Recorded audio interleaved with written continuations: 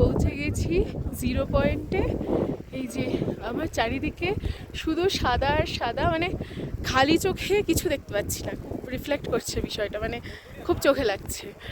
আর এই একটু একটু স্নোফলও হচ্ছে, চোখে মুখে এসে পড়ছে, মানে অসাধারণ। ফার্স্ট টাইমের জন্য এত বরফ দেখা, হাতে করে বরফ ধরা, ও মাই গড। শুধু সাদা চারিদিকটা, জাস্ট শুধু সাদা। আমরা একটু উঠে যাচ্ছি জাস্ট বরফের মধ্যে ফটো তুলবো বলে, মানে আর চোখে মুখে সেই বরফ এসে পড়ছে। উফ।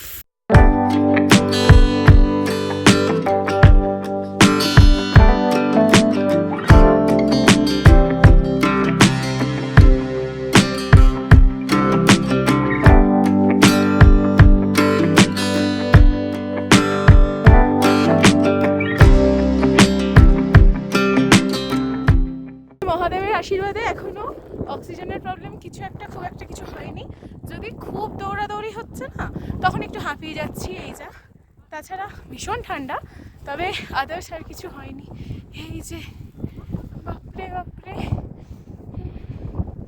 আমি যেহেতু নাকে কিছু চাপা দিইনি, আমার নাকে চাপা দিলে একটু প্রবলেম হয়, তো যাই হোক, সেই জন্য আমার হচ্ছে এইটুকু পুরো জমে টাইপে যাচ্ছে। এই ঠান্ডার মধ্যে বসে গরম গরম মোমো, তার সাথে ঝাল চাটনি। আমরা তখন 0 পয়েন্ট থেকে ঘুরে আসার পর যে যা স্নান ধান করে খাওয়া দাওয়া করে শুয়ে পড়েছিলাম, এবং অনেক অনেক সন্ধ্যেবেলায় ঘুমটুম থেকে উঠেছি। এবার এখানে তো সন্ধ্যের পরে করার মতো সেরকম কিছু নেই। আমি আর ঘন্টু তো বাইরেও যাইনি, জিজু আর দিদি এসেছে, আমরা এখন সবাই মিলে বসে উনো খেলছি।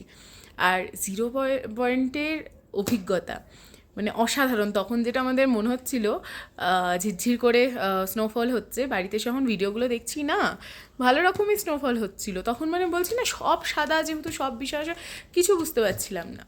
এবার আমরা তাও মোটামুটি ঠিক ছিলাম, আমাদের অতটা প্রবলেম হয়নি।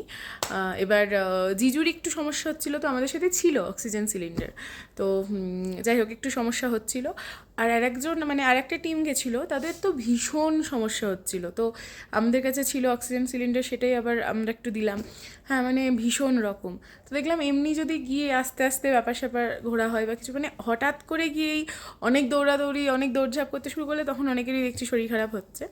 আদারওয়াইজ সব কিছু ঠিকঠাকই ছিল। উনো খেলার মধ্যেখানে কার্ড ডিস্ট্রিবিউশন চলছে, সেই ভাগে সবাই ফোন নিয়ে বসে গেছে।